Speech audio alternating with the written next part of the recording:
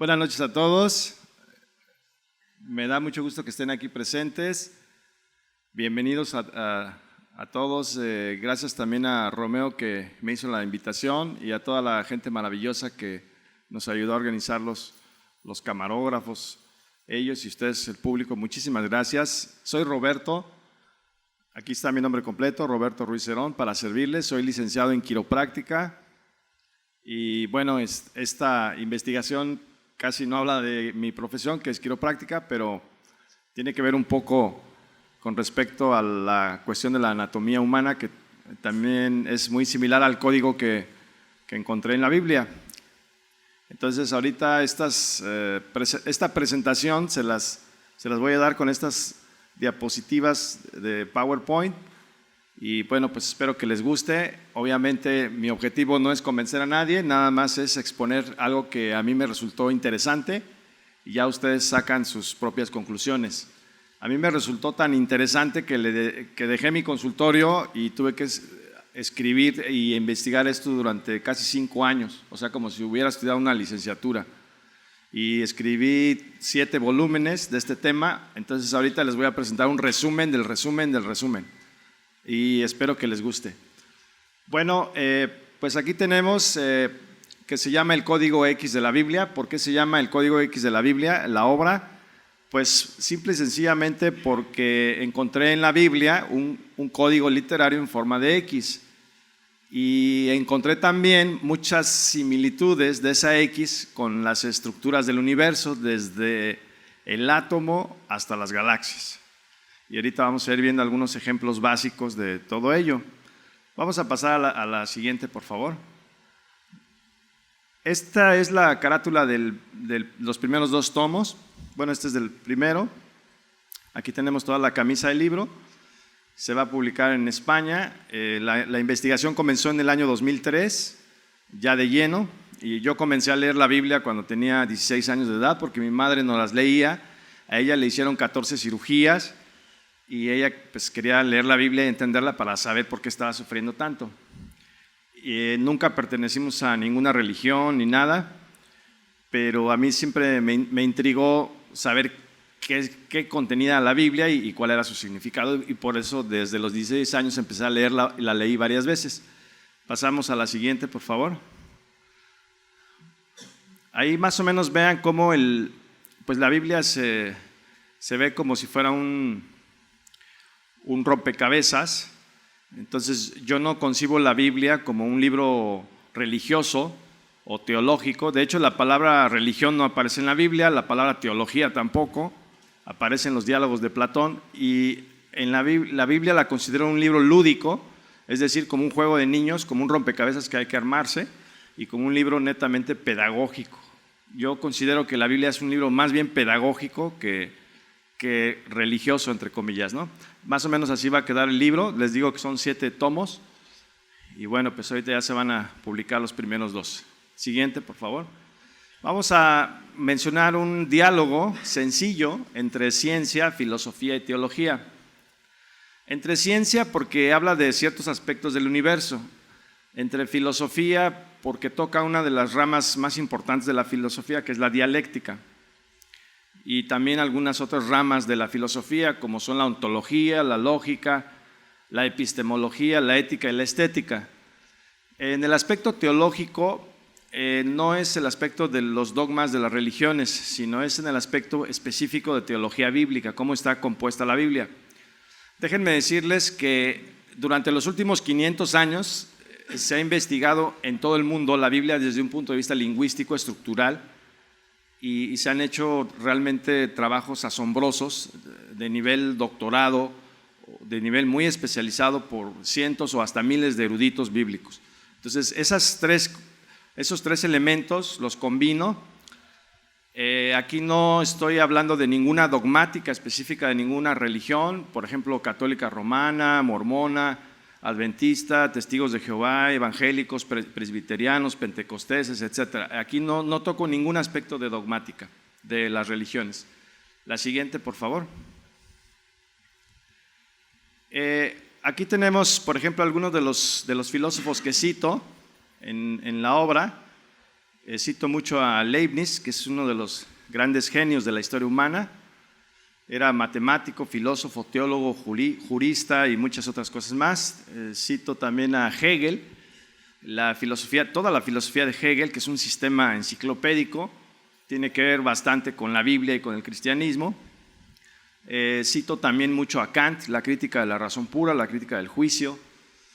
Kant pues fue criado en el protestantismo de Prusia, de lo que hoy es Alemania, y también era un pietista, ¿no? Era una persona muy piadosa y muy cristiana, el gran Kant.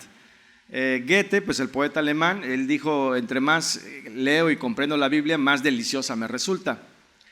Goethe y Leibniz están considerados por la Enciclopedia Británica como de los hombres más cultos de la historia humana, y Leibniz pues también amaba la Biblia, por ahí escribió un libro que se llama Teodicea y hace una defensa de muchos pasajes bíblicos. Descartes, también cito mucho a Descartes, el padre de la filosofía moderna, y pues él fue educado por los jesuitas en La Flèche, en Francia, y también menciona diferentes pasajes bíblicos. También cito al filósofo inglés Thomas Hobbes, en la obra Leviatán, que fue su obra capital. Toda la mitad es una exégesis que hace de la Biblia. Entonces vean cómo los filósofos no necesariamente están peleados con las cuestiones bíblicas, ¿verdad? Vamos a pasar a la siguiente. Aquí también cito a varios científicos, la mayoría de ellos fueron científicos cristianos, algunos no. Tenemos a Maxwell, a Faraday, a Isaac Newton, a Robert Boyle, que era un gran químico, y bueno, Albert Einstein, que aunque no estaba tan compenetrado con la Biblia, pero al ser judío, sí conocía muy bien la tradición judía y judeocristiana. Especialmente Newton, déjenme decirles que Newton trató de codificar la Biblia durante 50 años, y él decía que si decodificaba la Biblia, iba a decodificar el universo, iba a comprender la mente de Dios, así decía Isaac Newton. Y de hecho se vendió en Londres a principios del siglo XX un baúl que contenía una gran cantidad de documentos, manuscritos de Newton. Lo pueden ver en la página web de la Universidad Hebrea de Jerusalén. Y ese baúl lo compró nada más y nada menos que el economista John Maynard Keynes, ¿no? La economía keynesiana que le llamamos, ¿no? Entonces Keynes lo compró, lo abrió, se dio cuenta que casi todos los documentos tenían que ver con la búsqueda de Newton de un código bíblico. Newton decía que si encontraba el código de las Santas Escrituras iba a desvelar los misterios del universo. La siguiente, por favor. Y bueno, aquí los aspectos teológicos son muy específicos, no son dogmáticos, son investigaciones que se han hecho por eruditos de todo el mundo, pero tenemos al erudito anglicano William Bullinger, que descubrió el código 100 años antes que yo, lo publicó en una Biblia que se llamaba The Companion Bible, pero nadie le hizo caso. Northrop Frye, uno de los más grandes críticos literarios canadiense, y también él escribió varios libros sobre cómo la Biblia estaba codificada desde el punto de vista literario. Tenemos a Robert Lowth, un gran erudito inglés que estudió las estructuras de la retórica hebraica, de los libros de Isaías, los Salmos y muchas otras partes del Antiguo Testamento, y con Robert Lowth comenzó toda una era de estudios eruditos de esas estructuras retóricas. Tenemos aquí a Robert Alter, que es un erudito estadounidense de la Iglesia Ortodoxa de Estados Unidos, a Ronald Maynet y a cientos de otros. Estos nada más son algunos, ¿verdad?, de los que cito. Sus trabajos son reconocidos a nivel mundial y bueno, son trabajos profundamente filológicos y lingüísticos, ¿no? Entonces, y también cito en toda mi obra, bueno, en todo mi trabajo, la fenomenología de Husserl, es decir, cómo se aborda un texto desde un punto de vista fenomenológico tal cual es. Ferdinand de Saussure, el padre de la lingüística moderna, este gran semiólogo que se llama Algirdas Julius Greimas, muy buen semiólogo. Paul Ricoeur, que es un filósofo y también crítico literario bastante profundo, y Roman Jacobson, que también fue un lingüista y semiólogo del siglo XX, del estructuralismo literario. Cito a ellos y a muchos otros más autores en este trabajo de investigación. La siguiente, por favor. Y bueno, esta cita es del filósofo inglés Thomas Hobbes. Vivió en el tiempo de Galileo Galilei y él dijo que la profundidad de la escritura es tan grande que no puede ser alcanzada por el limitado entendimiento humano. Y bueno, Thomas Hobbes también está considerado uno de los grandes genios de la filosofía de todos los tiempos. Y él, en la segunda parte del Leviatán, que es su obra capital, como ya dije, hace una penetrante explicación de toda la Santa Escritura, ¿no? Tan penetrante que se aparta por completo de los dogmas de su tiempo, de hace 500 años, y aborda la Biblia desde un punto de vista más bien textual, ¿verdad? Y que ya hay muchos antecedentes de mi trabajo, ¿verdad? Como dijo Newton, me he puesto en hombros de gigantes, ¿verdad? Bien, la siguiente, por favor. Entonces yo concibo la Biblia como un rompecabezas. Repito, no la considero como un libro religioso, la considero como un extraordinario libro de pedagogía. Cuando yo leo la historia de la economía, de cualquier autor de economista, me cita pasajes bíblicos. Si yo leo la historia de la psicología, me cita pasajes bíblicos. Si yo leo la antropología, me cita pasajes. La historia del arte, me cita pasajes bíblicos, ¿verdad? Cualquier cosa que yo me ponga a investigar de cualquier tema, siempre citan a alguien en la Biblia. Hay un filósofo y pedagogo alemán que se llama Dietrich Schwanitz, y él dice que la cultura occidental está fundamentada en dos ríos, el de la Biblia y el de la filosofía griega, la cultura griega antigua.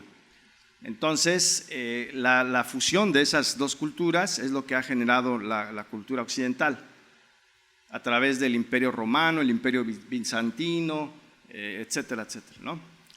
Entonces yo concibo la Biblia como un rompecabezas, así como la concebía Isaac Newton. Yo estoy siguiendo aquí la línea de Isaac Newton. La siguiente, por favor.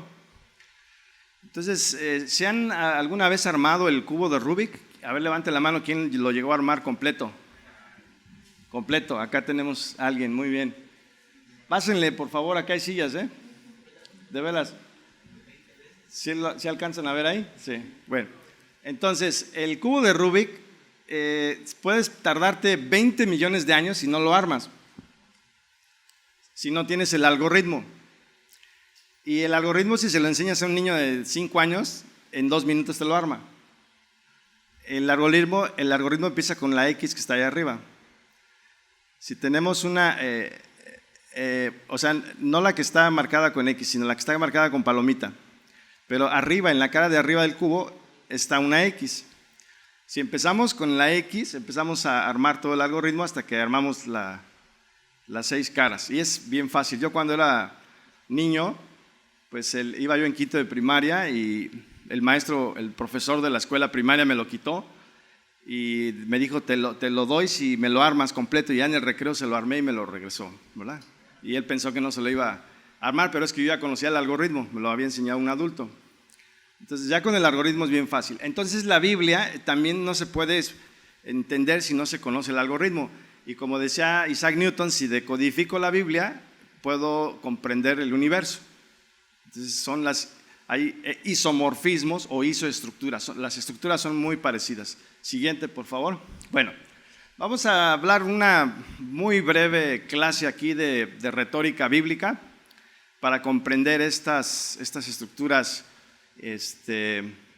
porque sobre estas se encuentra basada toda la Biblia desde el primer versículo hasta el último. Esta se llama parataxis y vean cómo se repite la conjunción y, ¿sí? Entonces las ideas son como un collar de perlas, como un rosario, y están unidas por la conjunción y, en hebreo es wow, ¿sí? Entonces esta construcción aparece en la Biblia de principio a fin. Eso se llama parataxis. Parataxis significa que están ordenadas una delante de la otra, como si fuera un ejército, ¿sí?, de soldados. La siguiente, por favor. Este es el paralelismo antitético, que es también bastante importante. Son dos ideas contrarias, como decir blanco y negro. Y aquí vienen unos versículos como prueba. Por ejemplo, el primero dice, se destaca, dice: el malvado pide prestado y no devuelve, el honrado se compadece y perdona. Entonces el malvado es la antítesis o lo contrario de el honrado, ¿no? El siguiente versículo, lo que Yahvé bendice, los que Yahvé bendice heredarán la tierra, pero los que Él maldice serán destruidos. Salmo 37, 22, bendice y maldice son dos ideas contrarias. El imprudente cree todo lo que le dicen, el prudente se fija por dónde anda. Prudente e imprudente son dos ideas contrarias. Esto se llama paralelismo antitético. Vean cómo se va formando el código. Siguiente, por favor. Y lo que yo explico en mi trabajo es que estas figuras retóricas son digitales, como un 1 y un 0, así como está construido el universo. Entonces la Biblia es un texto cibernético. Decía el semiólogo ruso Yuri Lotman que muchos textos tienen un programa cibernético, porque están estructurados con un algoritmo cibernético. Y la Biblia reúne también esas condiciones de un texto cibernético. Bien, aquí tenemos un gradualismo o paralelismo escalonado. Vean cómo la primera casilla está blanca y se va haciendo gradualmente más gris hasta que llega finalmente a la casilla negra. Aquí hay un versículo que dice: levanten los ríos, Señor, levanten los ríos su voz. Primero es la voz, luego el fragor, luego las aguas caudalosas, luego el mar. Y luego repite otra vez la palabra Señor, ¿no? Entonces va así la fuerza de la poesía aquí, va así increciendo, como en círculos concéntricos, como cuando las olas del mar chocan contra las rocas, una tras otra, y va aumentando el poder de las olas del mar. Así es el paralelismo escalonado. La siguiente, por favor. El paralelismo escalonado ahora se invierte como una forma de espejo. A esto se le llama antimetábole o también se le llama quiasmo. Y vean aquí un ejemplo de un salmo también, porque esto yo lo fui descubriendo al estudiar los salmos en hebreo. Vean cómo la idea A repite la palabra ídolos y en la siguiente A, en la de abajo, también aparece la palabra ídolos. Luego en la B aparece la palabra hombre y acá en la B de abajo también hombre, ¿no? O sea, quienes los hacen llegar a ser los mismos que ellos. En la C, boca, y en la C de abajo, C prima, también la palabra boca, en la D, ojos, y en la D de abajo, oídos. Entonces hay un paralelismo, se puede decir que es A, B, C, D, C, B, A. Entonces este es el algoritmo que se repite miles de veces, decenas de miles de veces en la Biblia. Casi todos los pasajes bíblicos están estructurados con este paralelismo antitético que también se llama quiasmo, que también se llama palíndromo, antimetábole, tiene aproximadamente 40 nombres, ¿sí? Entonces hay un capítulo que lo explico más de los 40 nombres, ¿no? Pero básicamente casi todo el mundo lo conoce como quiasmo, paralelismo invertido o palíndromo. La siguiente, por favor. Aquí tenemos las tres partes básicas de este palíndromo o quiasmo. Vean cómo las casillas blancas se les llamaba inclusio en la gramática latina. Inclusio significa como un paréntesis, como un prólogo y un epílogo. O sea, como la pasta de apertura del libro y la pasta de cierre, ¿no? Y luego viene el núcleo, que es el centro, donde están las casillas negras. Es el clímax y el giro de los acontecimientos después del clímax. Se llama también turning point en términos literarios, un punto de viraje. Ese sería el núcleo. Y el manto, pues vendría siendo lo que va de la inclusio al núcleo y luego de regreso. Entonces vean cómo es, la inclusio podría ser una corteza, el núcleo vendría siendo, pues como el nombre lo dice, el centro de todo, y ya el manto, pues es la parte que está entre la corteza y el núcleo. Entonces así está compuesta el encéfalo, tiene la corteza cerebral, el tálamo, los ventrículos cerebrales, y también tiene su núcleo ahí, que es precisamente los ventrículos cerebrales, el planeta Tierra, las frutas, ¿no? Tienen en su centro el huesito, por ejemplo un chabacano tiene su corteza, ¿verdad? Y muchos otros frutos y vegetales. Bien, la siguiente, por favor. Entonces, el gran quiasmo bíblico, como yo le llamé, es este es el algoritmo que estructura literariamente a toda la Biblia. Y cuando yo lo encontré, realmente me sorprendí mucho. La casilla blanca es la creación y un paraíso perdido, y la casilla La última casilla blanca de inclusio es un paraíso restaurado y la nueva creación. Si ustedes alguna vez han leído la Biblia completa o la conocen a grandes rasgos, se darán cuenta que la Biblia comienza diciendo: en el principio creó Dios los cielos y la tierra, y al final dice: y habrá unos nuevos cielos y una nueva tierra, en Apocalipsis. Apocalipsis es el último libro de la Biblia. Luego viene una primera sentencia, que es cuando se expulsa a Adán y Eva, y al final hay una última sentencia. Es decir, primero se les echa del Edén y después se les acepta de nuevo en el Edén. Ya una vez que se les echa del Edén, entonces pasan un milenio de degeneración, que es donde el ser humano empieza a experimentar guerras, hambres, enfermedades, pestes, asesinatos, todas las calamidades que estamos viviendo hoy en día. Y el último milenio, que es de regeneración, lo menciona el capítulo 20 de Apocalipsis, donde dice que la tierra va a ser limpia de las hambrunas, de las guerras, las enfermedades, las pestes, de todo eso que entró en el primer milenio. Y luego tenemos, después del milenio, otros sucesos que nos conducen al pueblo de Israel y a las 12 tribus de Israel. Entonces, su contraparte sería los 12 apóstoles y la congregación cristiana. Entonces, vean cómo hay un juego de simetrías, y en el núcleo está la pasión, muerte, resurrección y ascensión de Jesús. Es decir, el núcleo vendría siendo la redención, y las casillas blancas vendrían siendo la inclusio, y el manto vendría siendo todo lo demás, ¿no? Entonces aquí tenemos la corteza, el núcleo y su manto. Es la misma construcción. Ahora, si giramos esta construcción, si la giramos 90 grados a la derecha, ¿qué nos va a dar? La siguiente, por favor. Bueno, antes de decirle qué nos va a dar, este programa es un algoritmo de programación en Java, y es idéntico. Sí, es un algoritmo recursivo porque empieza con un caso base allá arriba, luego viene el centro, que es el stop. Primero empieza con un input, una entrada, luego continúa escalonado hasta un stop, y luego se regresa en sentido de espejo hasta un output o caso base de nuevo. Se le llama algoritmo recursivo porque regresa al caso base original. Entonces estamos hablando de un algoritmo, que es un algoritmo, una secuencia de pasos ordenada para resolver un problema. Entonces es prácticamente la misma configuración. La siguiente, por favor. Aquí tenemos algunos ejemplos de lo que son los palíndromos. Aquí están unos muy ingeniosos. Por ejemplo, Anita Lava Latina es uno de los más famosos, ¿no? Si lo leemos de izquierda a derecha, va a ser lo mismo que si lo leemos de derecha a izquierda. ¿Sí? Léanlo de derecha a izquierda y va a decir también Anita Lava Latina. ¿Sí lo observamos? Y luego también sé verlas al revés. Léanlo y lo van a saber también ver al revés, ¿verdad? Y lo mismo yo soy, se lee yo soy hacia acá. Y así todas estas. Por ejemplo, este que está acá abajo: dábale arroz a la zorra del abad. Dábale arroz a la zorra del abad. Si lo leen de derecha a izquierda también es la misma. ¿Ok? Entonces, esos son palíndromos.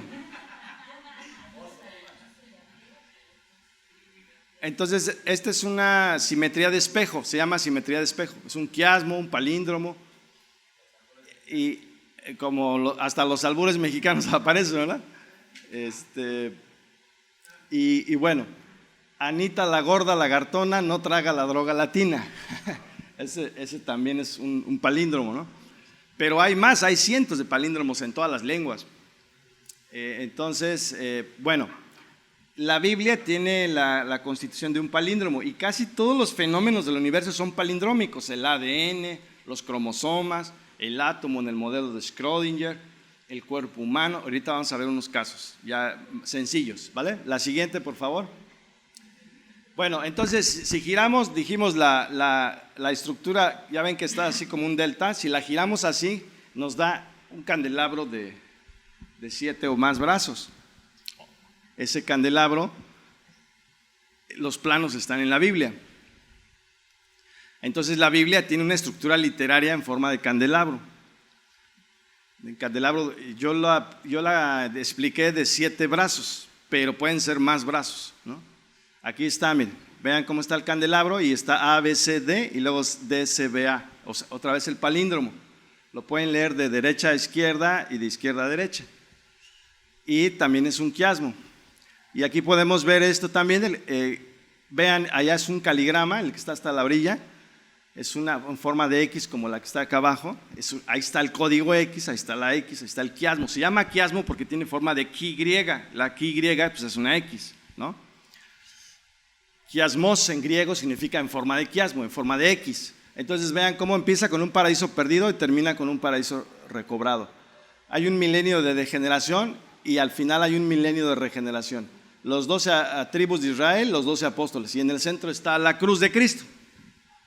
En el mero centro está la cruz de Cristo. Y aquí podemos ver la misma construcción ABCD, DSBA. Y lo comparamos con otro algoritmo que se utiliza en polinomios, en matemáticas, que se llama algoritmo de Castelhau, y también con el fractal de Newton y muchas otras construcciones matemáticas, y es exactamente lo mismo. Y esto se utiliza en teoría de la computación, en lenguajes informáticos, en matemáticas aplicadas, etcétera, etcétera, ¿no? Entonces, ustedes van a encontrar una gran cantidad de tesis doctorales, de doctores en filosofía, doctores en ciencias, de muchos, que hablan de cómo estas estructuras se encuentran en todo el universo y vienen documentadísimos, ¿no? Bien, la siguiente, por favor. Bien, hasta ahorita vamos bien, no lo estoy aburriendo, creo que sí, ¿verdad? Es que con cuestiones lingüísticas luego se aburre uno. Bien, aquí tenemos lo que dijo Albert Einstein, ¿no? Estoy seguro que el viejo no juega a los dados con el universo. Eso lo dijo cuando se le mencionó el principio de incertidumbre de Heisenberg en la mecánica cuántica. Bueno, este código Atbash se usa en el libro del profeta Jeremías. Es una forma de encriptamiento de datos. O sea, tú vas a mandar un mensaje, no sé, a tu amigo, a tu novio, a tu novia, a tu esposa, pero quieres que vaya encriptado para que no lo descifre cualquier persona. Entonces es un sistema de encriptamiento por sustitución. La Aleph, que es la primera letra, la A, la sustituyes por la Tau, ese es el alefato o alfabeto hebreo. La Bet por la Shin, la Gamel por la Resh y así sucesivamente. Entonces, por ejemplo, ¿cómo se llama? ¿Quién quiere decir su nombre? A ver, alguien que diga su nombre. Elena. Vamos a suponer que es A, B, C, D, E, F, G, ¿no? Entonces, y luego acá está P, Q, R, X, Y, Z. Entonces, si es A, B, C, D, E, entonces es la quinta, ¿no? Entonces, le ponemos número 5 a esta y de la Z hacia el centro también le ponemos 1, 2, 3, 4, 5.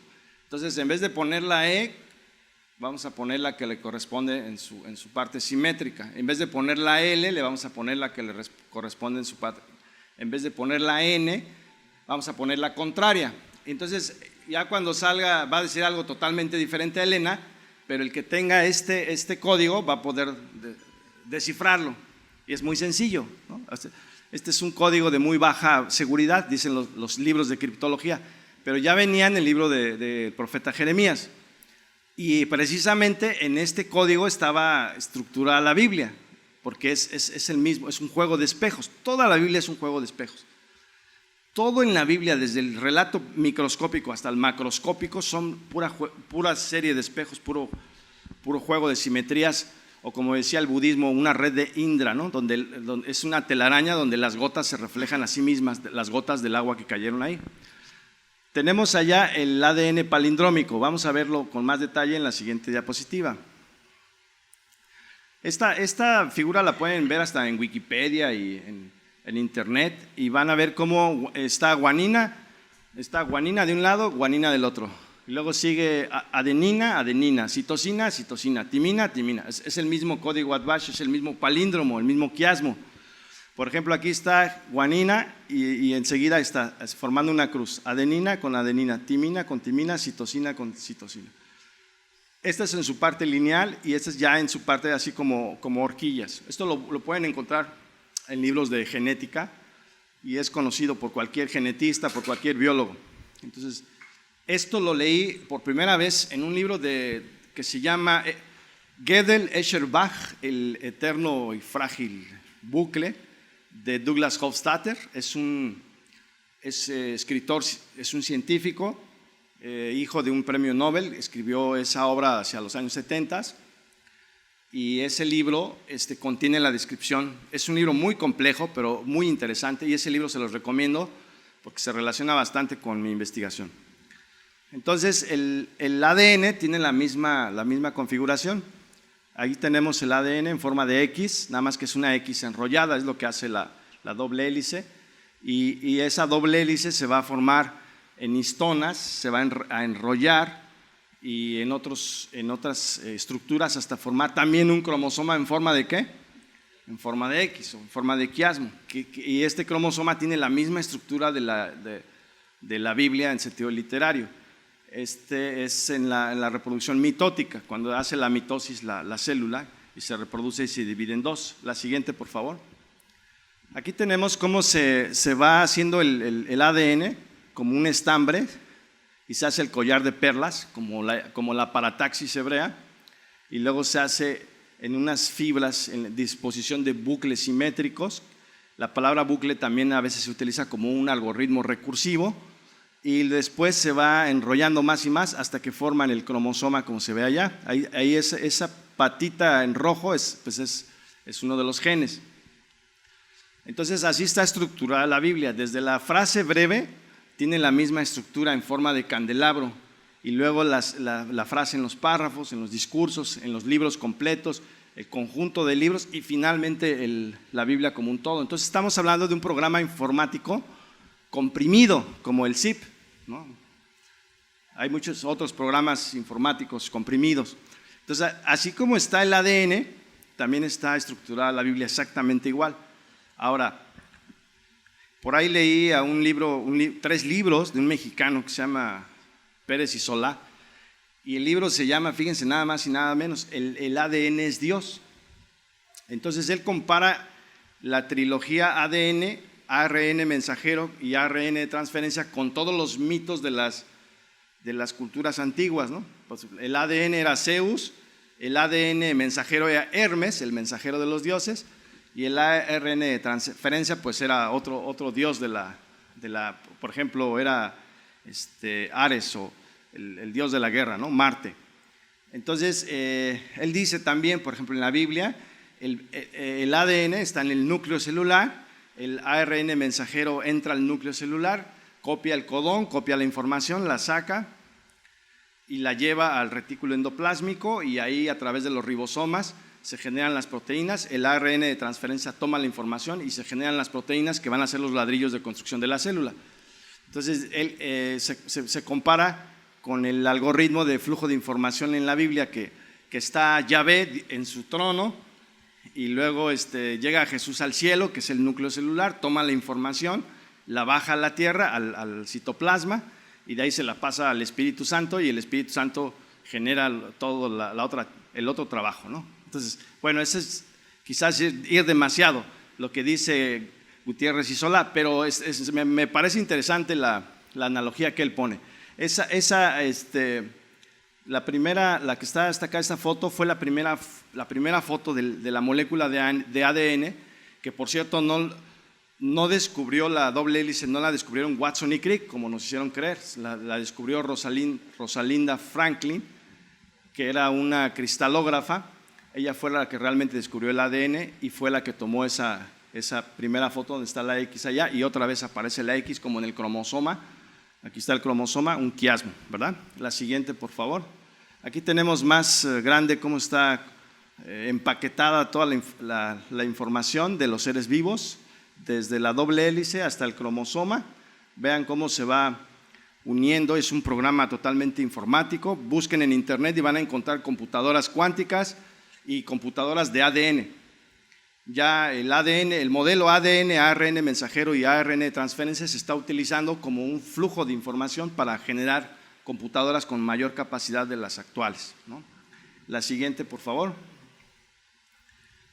Y aquí tenemos el hombre de Vitruvio de Da Vinci, que está basado en el hombre de Vitruvio de Marco Vitruvio Polión, que fue un arquitecto romano del primer siglo, y aquí pues ya Da Vinci lo inmortalizó. Entonces vean cómo el cuerpo humano tiene la misma estructura del candelabro sagrado. Esto yo lo descubrí, no sé si por casualidad o por qué lo descubrí, después de leer varios libros de anatomía humana, me di cuenta de esto porque no lo leí en ningún libro de anatomía. Entonces la mano corresponde al pie, porque la mano tiene 5 dedos y el pie también tiene 5 dedos. La mano tiene un talón y un arco y el pie también, ¿no? La muñeca corresponde al tobillo. Los huesos radio y cúbito corresponden en la pierna a tibia y peroné. La articulación del codo va a corresponder a la articulación de la rodilla. El olecranon del codo va a corresponder a la rótula de la rodilla. El húmero va a corresponder al fémur. Y entonces aquí tenemos que la articulación glenohumeral, que es la del hombro, va a corresponder a la articulación coxofemoral, que es la de la cadera. Y así sucesivamente. Los músculos pectorales corresponden a los músculos glúteos. El esternón corresponde a la línea interglútea, la línea que está en medio de los glúteos. La clavícula corresponde al ligamento inguinal y así sucesivamente. Entonces vean cómo es un palíndromo, el cuerpo humano es un palíndromo. Entonces la mano, si la mano le ponemos A y al pie le ponemos B, perdón, A' y a la muñeca le ponemos B y al tobillo B' y al antebrazo C y a la pierna C', etc. Entonces es un palíndromo, al igual que el ADN, es un quiasmo. El ombligo, bueno, por el ombligo, la cicatriz umbilical, ahí recibimos la vida, ¿no? Y por la zona genital, que es la sínfisis del pubis, por ahí la damos. ¿Estamos de acuerdo? ¿Por dónde recibimos la vida? Pues por el cordón umbilical. ¿Por dónde damos la vida? Pues con el aparato reproductor. Entonces, si lo vemos así, en uno de los capítulos pongo que, suponiendo que a Jesucristo lo hubieran crucificado así, ¿verdad? En forma de cruz roja, la cruz de San Jorge, que es en forma de X, porque la Biblia no utiliza la palabra crux, lo utiliza una palabra griega que es stauros y otra que es silón, que significan leño o estaca. Entonces, aquí,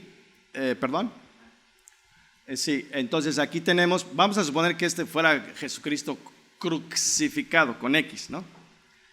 Entonces, allá la mano sería la creación, el pie sería la nueva creación.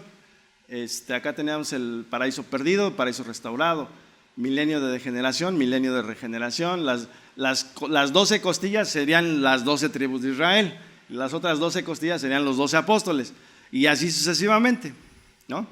Y en la cicatriz umbilical, aquí recibe el pecado de Adán y Eva, y acá con su resurrección y ascensión da la vida. Por aquí recibe lo malo y por acá nos da lo bueno, hablando en sentido simbólico. Entonces hay un isomorfismo realmente asombroso, y entonces pues la Biblia tendría la misma estructura del cuerpo humano y del candelabro y del ADN. La siguiente, por favor.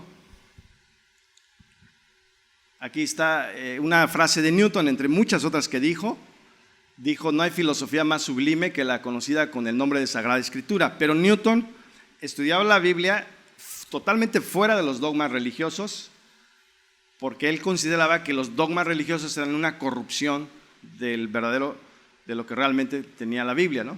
Entonces él buscaba decodificarla y, como ya dije, tardó 50 años, pero no lo pudo lograr. La siguiente, por favor. Aquí tenemos otro isomorfismo, es decir, una estructura análoga. Tenemos el campo magnético.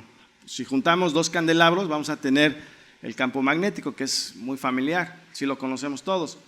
Entonces aquí tenemos las 4 ecuaciones de Maxwell sobre los campos electromagnéticos, que tienen una formulación matemática. Dijo Albert Einstein, de todas las fórmulas de la física, una de las más famosas, perennes e imperecederas serán las ecuaciones de Maxwell, que son estas.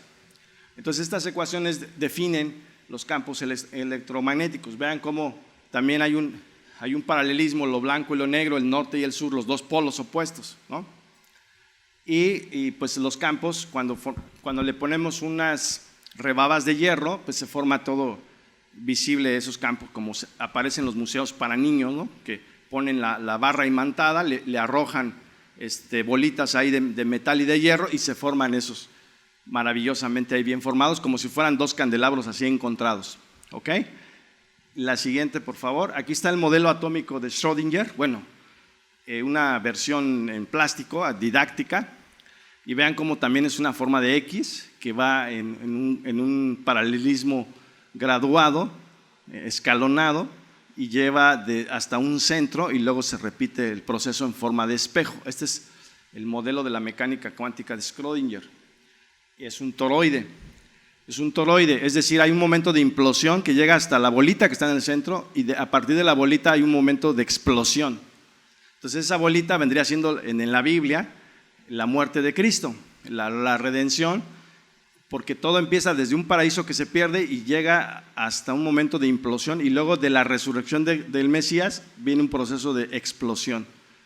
Entonces hay un sistema toroidal que es análogo, parecido, isomórfico a la estructura de la Biblia. La siguiente, por favor. Y aquí tenemos la magnetosfera o el campo magnético terrestre, que también es un toroide, que como estábamos platicando ahorita, por el movimiento del líquido que está en el núcleo de la Tierra, se genera este campo magnético. Por ahí hay una película de Hollywood donde una nave americana se mete para salvar al mundo. Ya saben que los americanos siempre salvan al mundo y entonces hacen que el núcleo de la Tierra vuelva a girar el líquido que está ahí, el hierro líquido, para que se genere el campo magnético terrestre otra vez y no se apague, ¿no? La siguiente, por favor. Pero eso también es un toroide porque es un momento de implosión y luego de explosión, implosión, explosión, implosión, explosión, como un eterno retorno, ¿no? Entonces los rollos que se usaban hace miles de años en la Biblia, esto sería la inclusio, el epílogo, el prólogo y el epílogo, y esto sería prácticamente el centro del quiasmo. Entonces, lo que yo les explicaba hace rato, yo tengo una evidencia, escúchenme bien lo que les voy a decir. Tengo aproximadamente 4,000 citas bibliográficas especializadas que demuestran que desde el texto global, cada libro de la Biblia, cada perícopa, cada relato, cada discurso, cada parábola, cada párrafo, hasta la sentencia breve, hasta la frase breve, tiene la misma estructura. La misma estructura del candelabro, del quiasmo, del palíndromo, ¿sí? Del antimetábole. Entonces estamos hablando de un programa informático recursivo fractal, donde lo grande se va repitiendo una y otra vez y se va haciendo cada vez más pequeño y cada vez más y más y más pequeño, ab infinito. Ese es el programa. Ese es lo que yo encontré en la Biblia. Entonces ya con ese programa se puede comprender la Biblia sin necesidad de los dogmas religiosos, sin necesidad del sensacionalismo de escritores de pacotilla, etcétera, etcétera. Ya tenemos la clave para abrir el candado y poderla comprender, porque después de 2000 años no se ha podido comprender. La siguiente, por favor. Y es como una matrioshka rusa, ¿no? Está una muñequita dentro de otra y dentro de otra y otra y otra más. Y tienen exactamente la misma estructura. Les repito, tengo 4,000 citas bibliográficas porque este tema lleva 500 años investigándose. O sea, no me lo saqué de la manga, no me habló la Virgen en el Cerro del Tepeyac, no lo leí en la Atalaya ni en el Libro del Mormón, ¿sí? Lo digo con respeto, ¿no? Porque sé que aquí hay personas de diferentes antecedentes, siempre respetando la fe de cada quien. A lo que me refiero es a que